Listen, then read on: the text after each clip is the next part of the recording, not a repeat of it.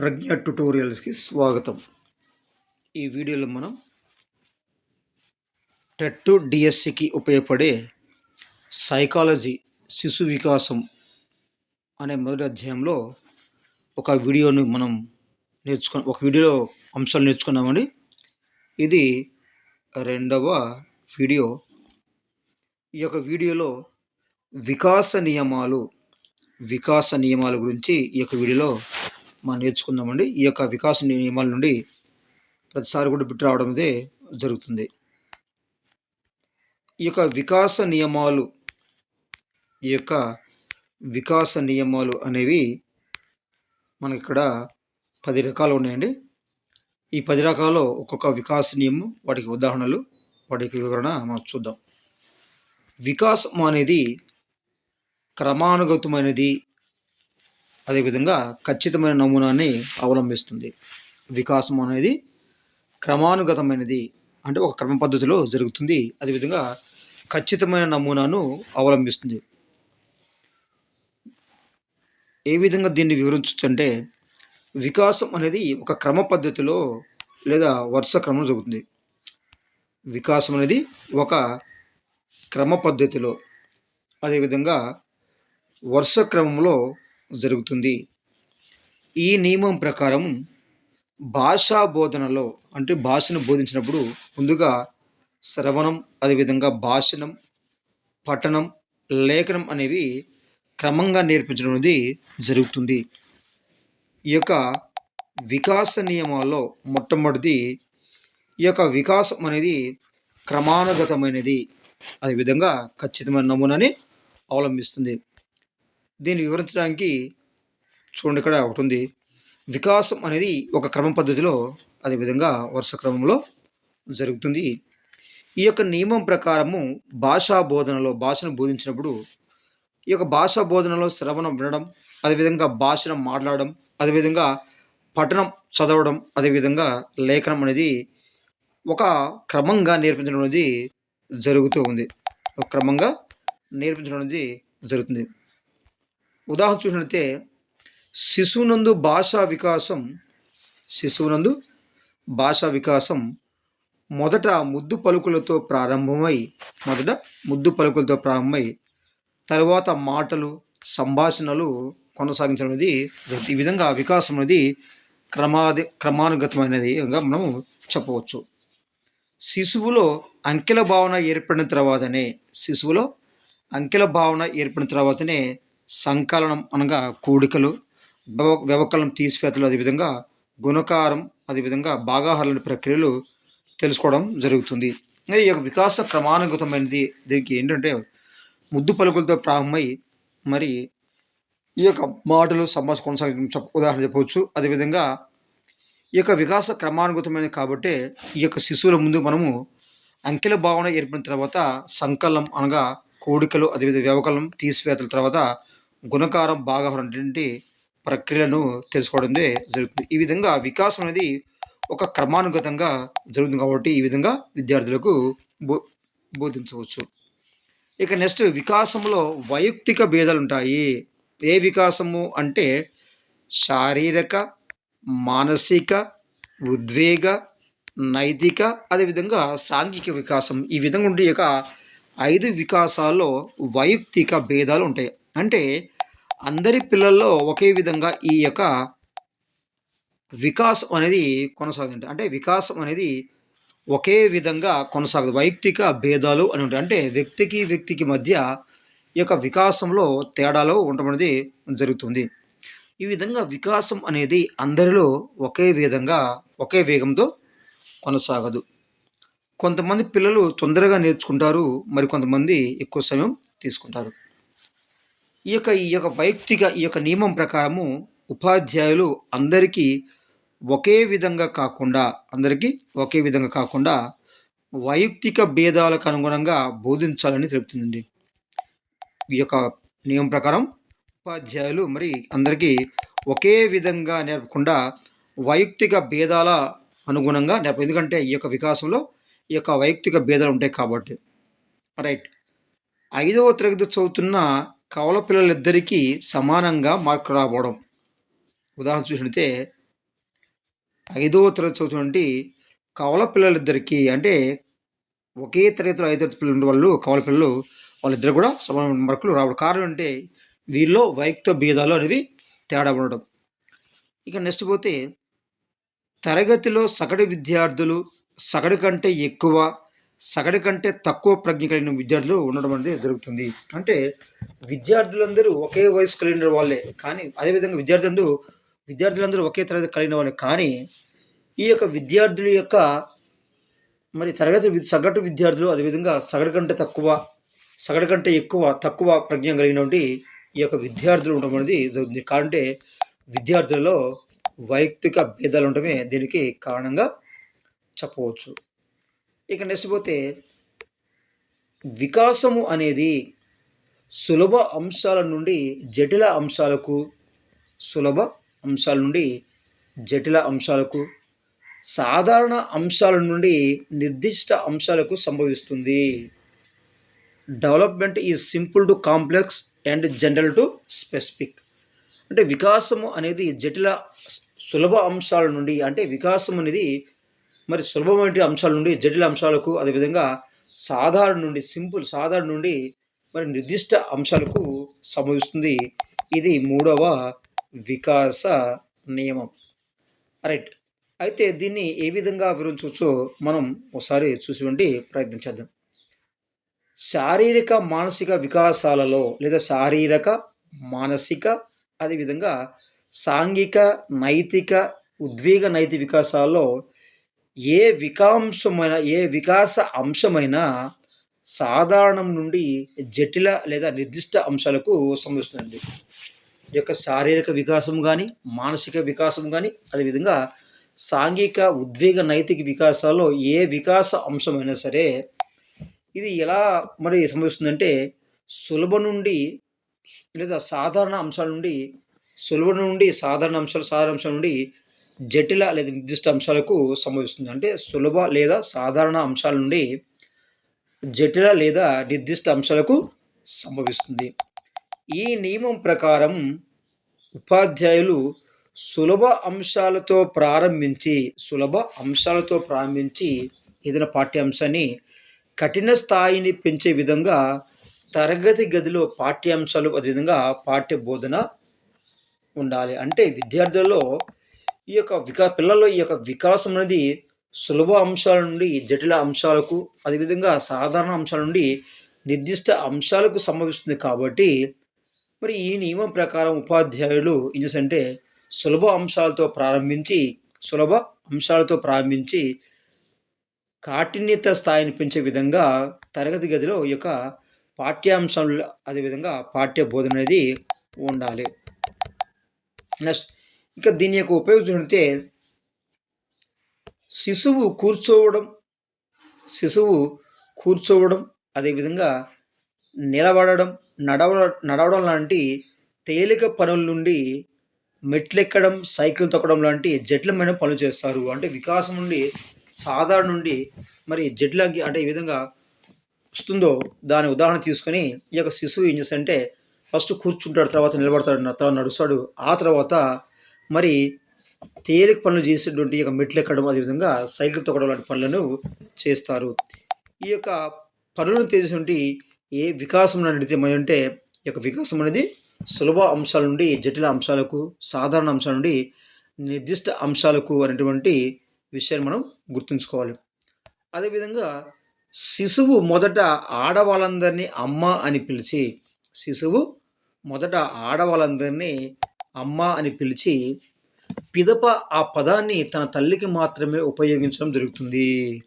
First మొదటి నుండి ఆడవాళ్ళందరినీ అమ్మ అంటాడు, తర్వాత తల్లికి మాత్రమే ఆ యొక్క పదాన్ని ఉపయోగించడం జరుగుతుంది. అంటే ఆడవాళ్ళందరినీ అమ్మని పిలవడం అనేది సాధారణ అంశం అనుకుంటే మరి తన తల్లిని అమ్మని పిలవడం అనేది నిర్దిష్ట అంశంగా చెప్పవచ్చు. అంటే ఈ విధంగా వికాసం అనేది సాధారణ నుండి నిర్దిష్ట అంశాలకు అభివృద్ధి చెందుతుంది. ఇంకా నెక్స్ట్ పోతే వికాసం అనేది అన్ని దశలలో ఒకే విధంగా ఉండదు.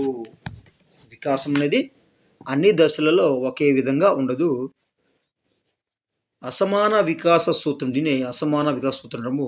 వికాసం అనేది అన్ని దశలలో ఒకే విధంగా ఉండదు. మరి వికాసం అనేది జీవిత పర్యాంతం జరిగే ప్రక్రియ. వికాసం జీవిత పర్యంతం జరిగే ప్రక్రియ అయినా ఒక దశలో నెమ్మదిగా, మరొక దశలో వేగంగా సంభవిస్తుంది. ఈ యొక్క వికాసం అనేది ఈ యొక్క వికాసం అనేది జీవిత పర్యాంతం జరుగుతుంది. కానీ మరి ఒక దశలో ఈ యొక్క వికాసం నెమ్మదిగా, మరొక దశలో వేగంగా సంభవిస్తుంది. ఈ నియమం ప్రకారము ఉపాధ్యాయులు తరగతి గదిలో విద్యార్థులు ప్రతి దశలో ఒకే విధంగా విద్యా సాధన కనబరచాలని తెలుసుకొని సరియైన మార్గదర్శకత్వాన్ని అందించాలి. రైట్. దీని ఉపయోగాలు ఏంటంటే బాల్య దశలోను, శైశవంలోను, అదేవిధంగా బాల్యంలోను. ఫస్ట్ బాల్య దశ కంటే ముందు వస్తుంది శైశవ దశ. రైట్. శైశవ దశలోను, బాల్య దశలో జరిగే శారీరక పెరుగుదల ఇతర దశలలో జరగదు. అంటే శైశవ దశలో, బాల్య దశలో జరిగేటువంటి శారీరక పెరుగుదల అనేది ఇతర దశల్లో జరగదు. అంటే ఇతర దశలో నెమ్మదిగా జరుగుతుంది, కొన్నిటిలో స్పీడ్‌గా జరుగుతుంది. క్రికెట్‌లో ఆటగాళ్ళు కెరీర్ ప్రారంభంలో రాణించినట్లుగా కెరీర్ చివరిలో రాణించలేకపోవడం. అదేవిధంగా శైశవ దశలో శారీరక వికాసం ఎక్కువగాను, అదేవిధంగా మానసిక వికాసం అనేది తక్కువగా ఉంటుంది. శైశవ దశలో శారీరక వికాసం ఎక్కువ ఉంటుంది. అదేవిధంగా మానసిక వికాసం అనేది తక్కువగా ఉంటుంది. దీన్ని బట్టి ఏం చెప్పొచ్చు? వికాసం అనేది అన్ని దశల్లో ఒకే విధంగా ఉండదని చెప్పవచ్చు. ఇక నెక్స్ట్ పోతే వికాసము 2 నిర్దేశక పోకడలో ఉండవచ్చు. వికాసం అనేది 2 నిర్దేశక పోకడలో ఉండవచ్చు. ఇక వికాసం అనేది ఖచ్చితమైన దిశగా కొనసాగుతుంది. వికాసం అనేది 2 పోకడలో ఉండొచ్చు. వికాసం అనేది ఖచ్చితమైన దిశగా కొనసాగుతుంది. రైట్. శిశువు ముందుగా తలను నిలపడం.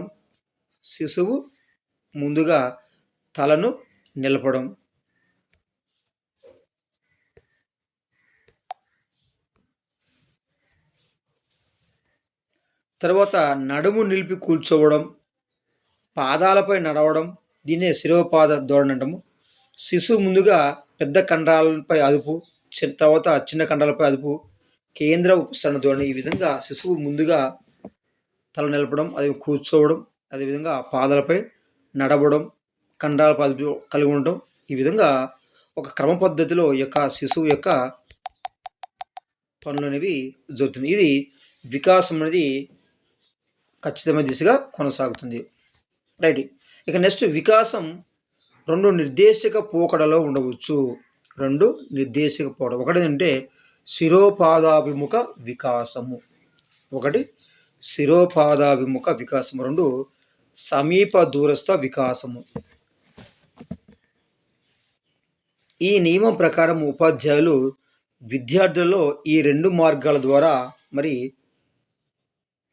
జరుగుతుందని తెలుసుకోగలుగుతారు. ఇక 2 మార్గాలంటే 2 పోకడంటే ఒకటి పాదాభిముఖం వికాసం, 2 సమీప దూరస్థ వికాసం. చూద్దాం ఒకసారి. శిశువులో వికాసం అనేది అనుదైర్ఘ్యంగా శిశువు శిరస్సు నుండి ప్రారంభమై పాదాభిముఖంగా జరగడాన్ని శిశువులో వికాసం అనేది అనుదైర్ఘ్యంగా శిశువు శిరస్సు నుండి ప్రారంభమై పాదాభిముఖంగా జరగడాన్ని మనం శిరోపాదాభిముఖ వికాసం లేదా శిరోపాద ధోరణి అంటాం. దీంట్లో ఏమవుతుందంటే శిశువు మొదట తలపైన వెన్నుపాము, చేతులపైన, ఆ తర్వాత కాళ్ళ మీద క్రమంగా ఆధీనం సంపాదించడం. శిశువు మొదట తలపైన, తర్వాత వెన్నుపాము, చేతులపైన, ఆ తర్వాత కాళ్ళ మీద క్రమంగా ఆధీనం సాధించడం. ఇక నెక్స్ట్ పోతే శిశువులో వికాసం అనేది మధ్య భాగాన ప్రారంభమై వెలుపల దూరంగా ఉన్న భాగాలకు విస్తరించడాన్ని, అంటే శిశువు యొక్క వికాసం అనేది శరీరం యొక్క మధ్య భాగాలు ప్రారంభమయ్యి వెలుపల ఉన్నటువంటి భాగాలకు విస్తరించడాన్ని మనం అంటే సమీప దూరస్థ వికాసము. రెండవది సమీప దూరస్థ వికాసం అంటాము. ఈ యొక్క సమీప దూరస్థ వికాసాన్ని మనం అంటే కేంద్ర ఉపరిసర ధోరణి అంటాము. కేంద్ర ఉపరిసర ధోరణి లేదా సమీప దూరస్థ విధానం. దీంట్లో ఏమవుతుందంటే శిశువుల వికాసం ఏమవుతుంది? శరీరం యొక్క మధ్య భాగం ప్రారంభమై వెలుపల నుండి భాగాలకు విస్తరిస్తుంది. రైట్. శిశువు ఏదైనా ఒక వస్తువును అందుకునేందుకు ఏం చేస్తామంటే ఫస్ట్ భుజాలను అదేవిధంగా మోచేతులను ఉపయోగించిన తర్వాతనే ఈ యొక్క మణికట్టును అదేవిధంగా చేతి వేళ్ళను ఉపయోగిస్తాడు. దీన్ని మనము సమీప దూరస్థ వికాసానికి ఉదాహరణగా చెప్పవచ్చు. ఇది ఒక రకమైన వికాస నియమం. ఇంకా నెక్స్ట్ పోతే వికాసం అవిచ్ఛిన్నంగా కొనసాగుతుంది. వికాసం అనేది అవిచ్ఛిన్నంగా కొనసాగుతుంది. రైట్. తల్లి గర్భంలో ఫలదీకరణం చెందిన నాటి నుండి వ్యక్తి చనిపోయే వరకు విరామం లేకుండా ఈ యొక్క వికాసం అనేది నిరంతరం జరుగుతుంది. ఈ నియమం ప్రకారం ఉపాధ్యాయులు తరగతి గదిలో విద్యార్థులు నేర్చుకునే పాఠ్యాంశాల పట్ల ప్రావీణ్యతను కలిగి ఉండాలి. ఈ యొక్క ఉపాధ్యాయుడు ఏంటంటే తరగతి గదిలో ఉండి ఈ యొక్క విద్యార్థులకు నేర్చుకుంటే అంటే విద్యార్థులకు ఏ విషయాలు నేర్పాలో ఆ యొక్క పాఠ్యాంశాల పట్ల ఈ యొక్క ఉపాధ్యాయుడు ప్రావీణ్యతను కలిగి ఉండాలి. ఇక నెక్స్ట్ పోతే అనుభవాలుగా మార్పు చెందించాలి. మరి దీని ఉపయోగం ఏంటంటే 80 సంవత్సరాల వయసులో కూడా ఇక్కడ ఏముంది? వికాసం అనేది అవిచ్ఛిన్నంగా కొనసాగుతుంది. అంటే వికాసం ఉంది పుట్టిన కాండి చనిపోయిన వరకు ఈ యొక్క వికాసం అనేది జరుగుతూనే ఉంటుంది. వికాసం అంటే మనం అభివృద్ధి అంటే డెవలప్మెంట్ అంటాం. రైట్. మరి ఈ యొక్క వికాసం అనేది ఉండడం వల్ల 80 సంవత్సరముల వయసులో కూడా వ్యక్తి టైప్ నేర్చుకోవడం జరుగుతుంది. అదేవిధంగా మానసిక వికాసం, భాషా వికాసం వ్యక్తిలో జీవితాంతం అనేది కొనసాగుతుంది. మానసిక వికాసం అదేవిధంగా భాషా వికాసం అంటే ఏదైనా ఒక భాషను ఆ వ్యక్తి ఎంత వయసున్నా సరే నేర్చుకోవచ్చు. ఇది మానసిక వికాసం అనేది, భాషా వికాసం అనేది వ్యక్తిలో జీవితాంతం కొనసాగడం చూస్తాం. అదేవిధంగా నైపుణ్యాలను పెంపొందం చేసి వాటిని నిజ జీవితంలో వాటిని ఉపయోగించి దీని బట్టి మనం చెప్పేదంటే వికాసం అనేది అవిచ్ఛిన్నంగా కొనసాగుతుంది. ఇక నెక్స్ట్ పోతే వికాసం అనేది ఒక సంచిత ప్రక్రియ, అదేవిధంగా సర్వశక్తుల సమ్మేళనం. వికాసం అనేది ఒక సంచిత ప్రక్రియ. ఒక వ్యక్తిలో శారీరక మార్పులైన మానసిక మార్పులైన ఒక్కసారిగా సంభవించక గతంలో ఏర్పడిన మార్పుల ఆధారంగా కొత్త మార్పులు చేర్పుతో జరుగును. దీన్ని మనము వికాసము సంచితమైనది. అంటే ఇంతకు ముందు ఉన్నటువంటి ఆ యొక్క వికాసం అనేది అభివృద్ధి చెంది కొత్తగా మార్పు చెందుతుంది. దీన్ని మనం వికాసం సంచితము కావడము అంటాము. అంటే ఒక వ్యక్తిలో శారీరక మార్పులైనా అదేవిధంగా మానసిక మార్పులైనా ఒక్కసారిగా సంభవించవు. మరి ఎలా అవుతుందంటే గతంలో ఏర్పడిన మార్పుల ఆధారంగా కొత్త మార్పులు చేర్పులతో ఈ యొక్క వికాసం అనేది జరుగుతుంది. దీన్ని మనం ఏమంటామంటే వికాసం ఒక సంచిత ప్రక్రియ. అంటే గతంలో ఆ యొక్క వికాసం అనేది మరి ప్రారంభమై ఇప్పుడు ఆ వికాసం పూర్తి వికసిస్తుంది కాబట్టి దీన్ని వికాసం ఒక సంచితం లేదా సర్వశక్తుల సమ్మేళనం అంటాం. సంచితం అంటే అర్థం అంటే కూడబెట్టుకొనుట. సంచితం అంటే అర్థం కూడబెట్టుకోవడం అంటే ఇంతకు మునుమున్న దాన్ని కూడబెట్టుకోవడం. రైట్. వికాసాలకు కారణమైన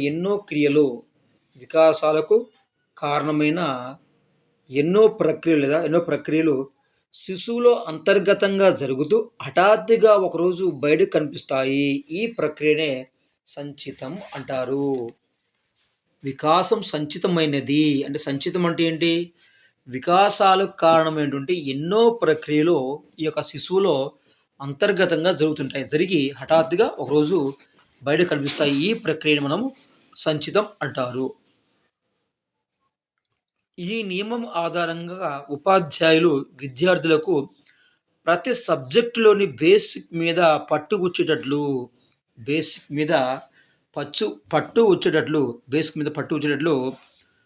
చేస్తే ఈ యొక్క సబ్జెక్టుల పట్ల ప్రావీణ్యత పొందుతారండి. అంటే పిల్లవాడికి మార్కులే ఆధారం కాకుండా ఒక పాఠ్యాంశం ఒక బేసిక్ మనం చెప్పినట్టయితే ఆ బేసిక్ మీద పట్టున్న ఆ విద్యార్థి ఆ యొక్క సబ్జెక్ట్‌లో నెక్స్ట్ వచ్చేటువంటి క్లాస్‌లో మరి ప్రావీణ్యత ఆ యొక్క సబ్జెక్ట్ పట్ల ప్రావీణ్యత పొందేటువంటి అవకాశం ఉంది కాబట్టి, ఈ నియమం ప్రకారము విద్యార్థులకు ప్రతి సబ్జెక్ట్‌లో పట్టు వచ్చే విధంగా ఆ యొక్క బేసిక్స్ అయితే చెప్పవలసి ఉంటుంది. నెక్స్ట్ వీటి యొక్క ఉపయోగాలు వికాసం సంచితం. సర్వశక్తి సమ్మె అంటాంది. వికాసం అనేది ఒకేసారి మార్పు జరగదు గానీ, కొంచెం కొంచెం అంతకుముందే ఉండి, మరి ఒకేసారి హఠాత్తుగా ఒకేసారి ఈ యొక్క వికాసం అనేది రావడం అనేది జరుగుతుంది. దీన్ని మనం అంటే వికాసం సంచితం అంటాము. వర్ణమాల నేర్చుకున్న విద్యార్థి వర్ణమాల నేర్చుకున్న విద్యార్థి వాటి ఆధారంగా వాటి ఆధారంగా గుణింతాలు, అదేవిధంగా గుణింతాల ఆధారంగా పదాలు, వాటి ఆధారంగా వాక్యాలు రాయడం జరుగుతుంది. ఇది వికాసంలో సంచితానికి ఉదాహరణ చెప్పొచ్చు. ఫస్ట్ విద్యార్థి మరి ఏం చేసుకుంటాడు? వర్ణం అంటే ఆ, ఆ, ఈ అనే వాటిని అక్షరాలు నేర్చుకుంటాం. వీటిని మనం వర్ణమాల అంటాము. ఈ వర్ణమాల నేర్చిన తర్వాత గుణింతాలు నేర్చుకుంటాము. అంటే కా గుణింతము, గా గుణింతము, చా గుణితం, ఈ విధంగా గుణింతాలు నేర్చుకుంటాం. ఈ గుణింతాల ఆధారంగా ఏంటంటే పదాలు నిర్మిస్తామంటే పదాలు అమ్మ, ఆవు, ఇల్లు అనేటువంటి ఈ పదాలని నిర్మిస్తాడు. ఈ పదాల ఆధారంగా వాక్యం అంటే అమ్మ ఇంటికి వచ్చింది, అమ్మ అన్నం పెట్టినటువంటి ఇలాంటి వాక్యాలు మరి రాయడం జరుగుతుంది. ఇది ఏ నియమం అంటే వికాసము సంచితము. అంటే వికాసం జరిగేటప్పుడు మొదటిగా వర్ణమాల నేర్చుకుంటాడు. తర్వాత గుణింతాల ఆధారంగా పదాల ఆధారంగా వాక్యాలు రాయడం జరుగుతుంది. ఇక నెక్స్ట్ పోతే శిశువుకి దంతాల రాత్రికి రాత్రే వచ్చినట్లు అనిపించడం. ఈ యొక్క శిశువుకు దంతాలు రాత్రికి రాత్రి వచ్చినట్టుగా అనిపించడం. శిశువు అమ్మ అనే పదం హఠాత్తుగా పలకడం. శిశువు అత్త అనే పదం ఆధారంగా నత్త అనే పదాన్ని నేర్చుకోవడం అనేది జరుగుతుంది. ఏది ఈ యొక్క వికాసం సంచితం ఉన్నటువంటి ఈ యొక్క వికాస నియమం ఆధారంగా. రైట్. ఇచ్చిన స్టేట్మెంట్లో తర్వాత అనే అర్థంలో వాక్యం ఉంటే క్రమానుగతం, ఆధారంగా ఉంటే సంచితం అని గమనించగలరు. అంటే ఏదైనా ఒక పదం ఉన్నప్పుడు ఆ పదంలో తరువాత అనేటువంటి పదం వస్తే దాన్ని మనము ఆ వాక్యం ఉంటాము క్రమానుగతం ఉంటాము, వికాసం క్రమానుగతం ఉంటాము. అలా కాకుండా ఆధారంగా అనే పదార్థం ఉంటే ఆ యొక్క వాక్యం అనేది మనం సంచితం అని గమనించగలము. ఇది వికాస నియమం. వికాసం అనేది సంచితము. వికాసం అనేది ఒక సంచిత ప్రక్రియ, సర్వశక్తుల సమ్మేళనం. ఇక నెక్స్ట్ 8వ నియమం వికాసం ఒక పరస్పర చర్య. వికాసం అనేది ఒక పరస్పర చర్య అండి. అంటే ఒకదానిపై ఒకటి ఆధారపడి ఉంటుంది. అదేవిధంగా వికాసం అనువంశికత పరిసరాలపై ఆధారపడును. రైట్. వికాసము అనేది ఒక పరస్పర చర్య. అదేవిధంగా వికాసం అనువంశికత పరిసరాలపై ఆధారపడును. రైట్. అనువంశికత పరిసరాల ఉత్పత్తియే మానవుడండి. అనువంశికత అదేవిధంగా పరిసరాల ఉత్పత్తియే మానవుడు. కావున ఈ రెండిటి పరస్పర చర్యల ప్రభావం అనేది ఏది? ఈ యొక్క అనువంశికత పరస్పర ప్రభావం అనేది వ్యక్తిలో పెరుగుదల, వికాసం, మూర్తిమత్వ నిర్మాణం అనేది జరుగును. అంటే అనువంశికత పరిసరాల ఉత్పత్తి మానవుడు. కావున ఈ రెండిటి పరస్పర చర్యల వలన, అంటే అనువంశికత పరిసరాల పరస్పర చర్యల వలన వ్యక్తిలో పెరుగుదల, వికాసం, మూర్తిమత్వ నిర్మాణం అనేది జరుగుతుంది. దేని కారణం వల్ల? ఈ యొక్క అనువంశికత పరిసరాల వల్ల. ఇక నెక్స్ట్ పోతే ఈ నియమం ప్రకారం ఉపాధ్యాయులు అనువంశికంగా పొందిన సామర్థ్యాలను గుర్తించి ఈ నియమం ప్రకారము ఉపాధ్యాయులు విద్యార్థులు అనువంశికంగా పొందిన సామర్థ్యాలను గుర్తించి వాటికి సరైన శిక్షణను అందిస్తే వారు ఆయా రంగాల్లో రాణించగలరు. రైట్. అయితే ఈ యొక్క వికాస నియమం, వికాసం అనేది ఒక పరస్పర చర్య లేదా వికాసం అనువంశికత పరిసరాలపై ఆధారపడి ఉంటుంది. దీని యొక్క ఉపయోగం చూద్దామండి. శిశువుకి తన తల్లిదండ్రుల నుంచి మంచి గాత్రం లభించినట్లయితే దానిని సరియైన శిక్షణ, ప్రోత్సాహం తోడైతే మంచి గాయకుడిగా ఎదుగుతాడు. శిశువుకి తన తల్లిదండ్రుల నుండి ఒక మంచి గాత్రం లభించుకోండి, స్వరం పాడేటువంటి లక్షణం సంబంధించిందనుకోండి లభించినట్లయితే దానికి సరైన శిక్షణ, ఆ గాత్రానికి సరైన శిక్షణ, అదేవిధంగా ప్రోత్సాహం తోడైతే మంచి గాయకుడిగా ఎదుగుతాడు. ఇక నెక్స్ట్ పోతే సచిన్ క్రికెట్లో ఆడేటువంటి అంతర్గత కౌశలానికి అన్న, తండ్రి రూపంలో మంచి బాహ్య ప్రోత్సాహం తోడై అద్భుతమైనటువంటి బ్యాట్స్మెన్గా తయారు కావడం. ఇది ఏ వికాసం చెందిందంటే ఇది వికాసం అనేది పరస్పర చర్య, అదేవిధంగా వికాసం అనువంశికత పరిసరాలపై ఆధారపడి ఉంటుంది.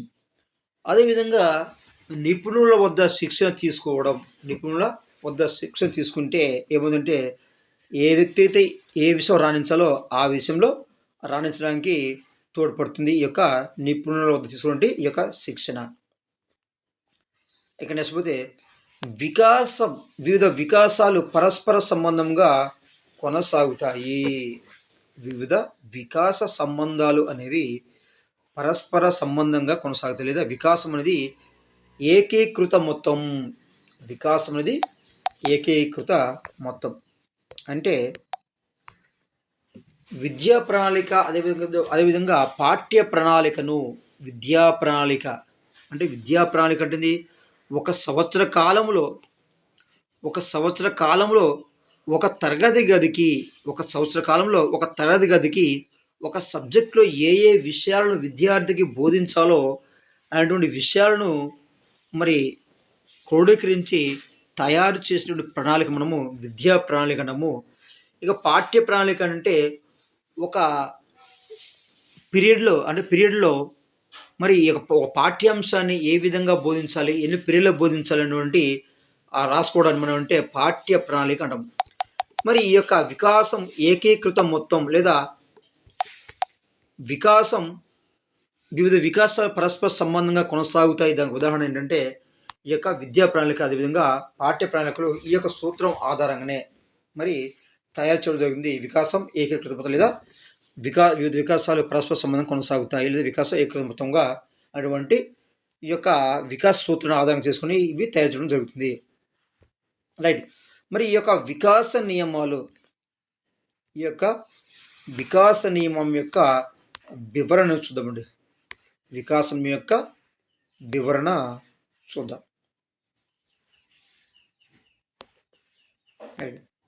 వ్యక్తిలో శారీరక, అదేవిధంగా ఉద్వేగ, సాంఘిక వ్యక్తిలో శారీరక, మానసిక, ఉద్వేగ, సాంఘిక, నైతిక వికాసాలు అనేవి ఒకదానితో ఒకటి సంబంధాన్ని కలిగి ఒకదాని మీద ఒకటి ఆధారపడతాయి. వ్యక్తిలో శారీరక, మానసిక, ఉద్వేగ, సాంఘిక, నైతిక వికాసాలు అనేవి ఒకదానితో ఒకటి సంబంధాన్ని కలిగి మరి ఒకదాని మీద మరొకటి ఆధారపడతాయి. నెక్స్ట్ పోతే ఒక రంగంలో జరిగే వికాసం అనేది మరొక రంగంలోని వికాసాన్ని ప్రభావితం చేస్తుంది. ఒక రంగంలో జరిగే వికాసం అనేది మరొక రంగంలోని వికాసాన్ని ప్రభావితము చేస్తుంది. ఈ నియమం ప్రకారము ఉపాధ్యాయులు దృఢమైన శరీరంలోనే దృఢమైన మనసు ఉంటుందని గ్రహిస్తారు. ఈ యొక్క నియమం ప్రకారము దృఢమైన శరీరంలోనే దృఢమైన మనసు ఉంటుందని మరి ఈ యొక్క ఉపాధ్యాయులు గ్రహిస్తారు. ఏ వికాసం అంటే వివిధ వికాసాలు పరస్పర సంబంధంగా కొనసాగుతాయి, లేదా వికాసం ఏకీకృత మొత్తం. నెక్స్ట్ ఇక దీని యొక్క ఉపయోగాలు, ఏకీకృత మొత్తం యొక్క ఉపయోగాలు. మానసిక వికాసం సరిగా లేని వ్యక్తిలో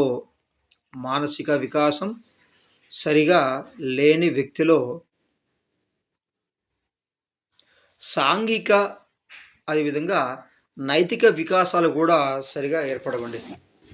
మానసిక వికాసం సరిగా లేని వ్యక్తిలో సాంఘిక అదేవిధంగా నైతిక వికాసాలు కూడా సరిగా ఏర్పడవు.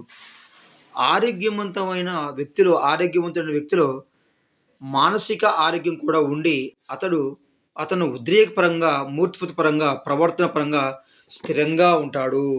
ఆరోగ్యవంతుడైన వ్యక్తిలో ఈ యొక్క మానసిక ఆరోగ్యం కూడా ఉండి అతను ఉద్రేకపరంగా, అదేవిధంగా మూర్తిమత పరంగా, అదేవిధంగా ప్రవర్తన పరంగా స్థిరంగా ఉంటాడు. ఇక నెక్స్ట్ పోతే సమగ్ర మూర్తిమత్వాన్ని కలిగి ఉంటాడు. సమగ్ర మూర్తిమత్వం కలిగి ఉంటాడు. అదేవిధంగా గెస్టాల్ట్‌ని అదేవిధంగా పొగడ్తలకు బాగా చదవడం. రవి అనే వ్యక్తి పొగడ్తలకు బాగా చదువుతున్నాడు. దీనికి కారణం ఏంటి? వికాస సూత్రం అంటే వివిధ వికాసాలు పరస్పర సంబంధంగా కొనసాగుతాయి లేదా వికాసం ఏకీకృత మొత్తంగా మనం ఉదాహరణగా చెప్పవచ్చు. ఇక నెక్స్ట్ పోతే వికాసాన్ని ప్రాగుక్తీకరించవచ్చు లేదా అంచనా వేయవచ్చు. వికాసాన్ని ప్రాగుక్తీకరించవచ్చు లేదా అంచనా వేయవచ్చు. తొలి దశలోని శిశువుల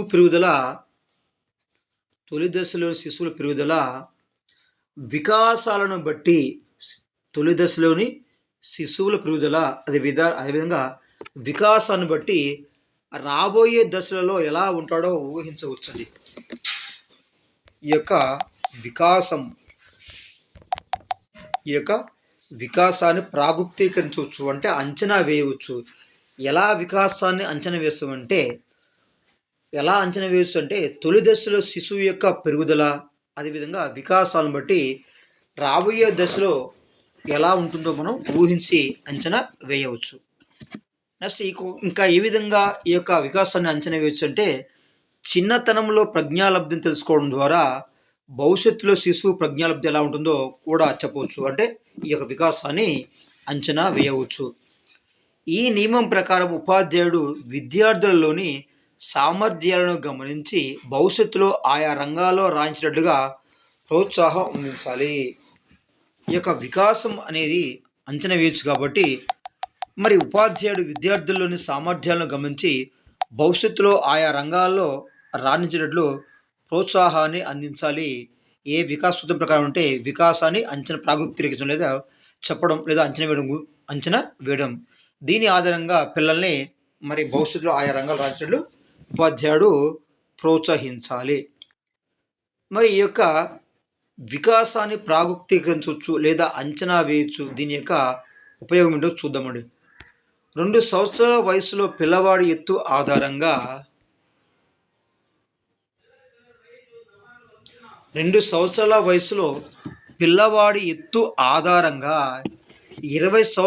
వయసులో ఎంత ఎత్తు ఎదుగుతాడో అంచనా వేయచ్చు. అంటే ఈ వికాసాన్ని మనం ప్రాగుక్తీకరించవచ్చు లేదా అంచనా వేయవచ్చు.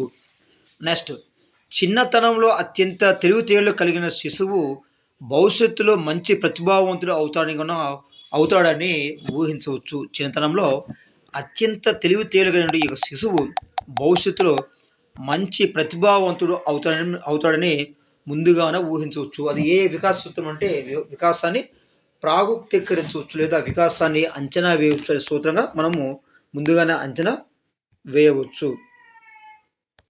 ఇవి వికాస సూత్రాలండి.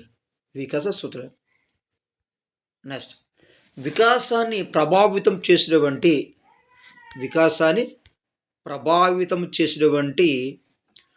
జైవిక, మనోవైజ్ఞానిక, సాంఘిక ఉద్వేగ కారకాలు చూద్దామండి.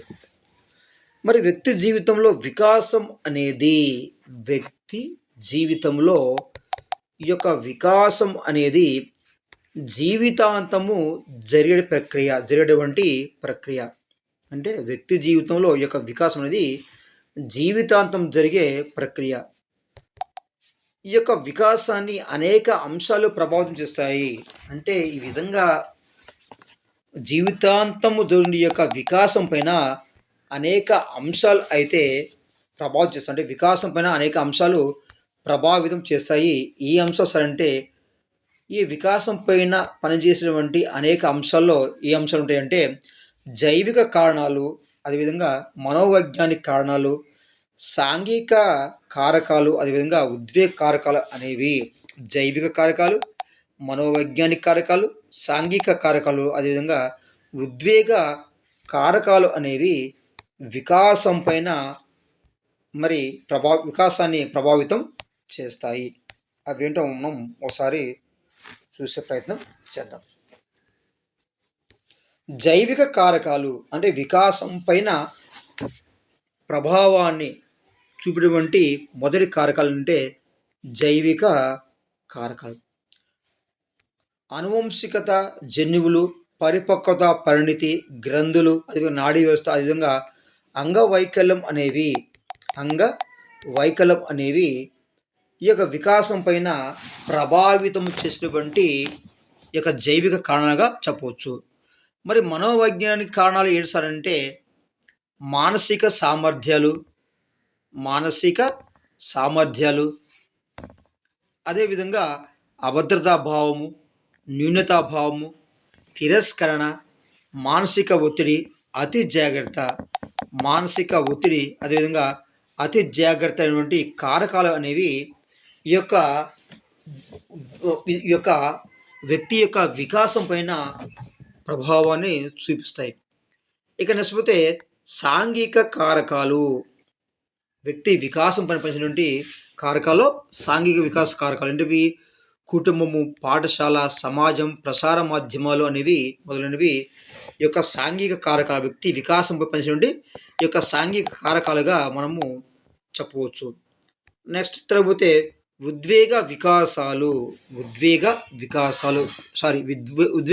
కారకాలు కూడా వ్యక్తి యొక్క వికాసం పైన ప్రభావాన్ని చూపిస్తాయి. అవి ఏంటంటే శారీరక ఆరోగ్య అభివృద్ధి, ప్రజ్ఞ, కుటుంబ సంబంధాలు, పాఠశాల వాతావరణం, ఉపాధ్యాయుల ప్రవర్తన, అదేవిధంగా సామాజిక అభివృద్ధి అనేటువంటి ఈ యొక్క ఉద్వేగ కారకాలు వ్యక్తి యొక్క వికాసం పైన ప్రభావితం చూపిస్తాయి. ఏంటవి? జైవిక కారకాలు, మనోవైజ్ఞానిక కారకాలు, సాంఘిక కారకాలు, ఉద్వేగ కారకాలు.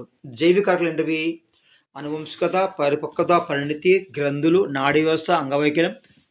అదేవిధంగా మనోవైజ్ఞానిక కారకాలు మానసిక సామర్థ్యాలు, అభద్రతా భావం, న్యూనత భావం, తిరస్కరణ, మానసిక ఒత్తిడి, అతి జాగ్రత్త మొదలైనవి. సాంఘిక కారకాలు కుటుంబం, పాఠశాల, సమాజం, ప్రసార మాధ్యమాలు. అదేవిధంగా ఉద్వేగ కారకాలు మరి శారీరక ఆరోగ్యాభివృద్ధి, ప్రజ్ఞ, కుటుంబ సంబంధాలు, పాఠశాల వాతావరణం, ఉపాధ్యాయుల ప్రవర్తన, సామాజిక అభివృద్ధి, తోటి విద్యార్థుల సంబంధాలు, చుట్టుపక్కల పరిస్థితులు మొదలైనవి ఈ యొక్క వికాసం పైన ఈ యొక్క వికాసాన్ని ప్రభావితం చేస్తాయి. ఇవి కారకాలు అంటే వ్యక్తి యొక్క జీవితంలో వికాసం పైన ప్రభావం చేస్తుంటే ఈ యొక్క 4 రకాల కారకాలు జైవిక, మనోవైజ్ఞానిక, సాంఘిక, ఉద్వేగ కారకాలు. ఇవే కాకుండా వ్యక్తి వికాసాన్ని ప్రభావితం చేసే కారకాలు అతి ముఖ్యమైన ఉన్నాయండి. ఈ యొక్క 4 ఇది శారీరక, జైవిక, మరి అదేవిధంగా మనోవైజ్ఞానిక, సాంఘిక, ఉద్వేగ కారకాలకు కాకుండా వ్యక్తి యొక్క వికాసాన్ని ప్రభావితం చేసేటువంటి కారకాల్లో ముఖ్యమైన 2 ఉన్నాయి. అవి ఏంటి సార్ అంటే అనువంశికత, పరిసరాలు. ఈ యొక్క అనువంశికత పరిసరాలు అనేవి వ్యక్తి యొక్క వికాసం పైన మరి ప్రభావాన్ని చూపిస్తుంటాయి ఈ యొక్క కారకాలు. రైట్. వ్యక్తి వికాసాన్ని ప్రభావితం చేసేటువంటి ఈ యొక్క అనువంశికత కారకాల నుండి అనువంశికత, హెరిడిటీ, అదేవిధంగా పరిసరాలు, ఎన్విరాన్మెంట్ అనేవి ఏ విధంగా ప్రభావం చూపిస్తాయో నెక్స్ట్ వీడియోలో చూసిన ప్రయత్నం చేద్దాం. సో అంతవరకు చూస్తూనే ఉండి ప్రజ్ఞా ట్యుటోరియల్స్.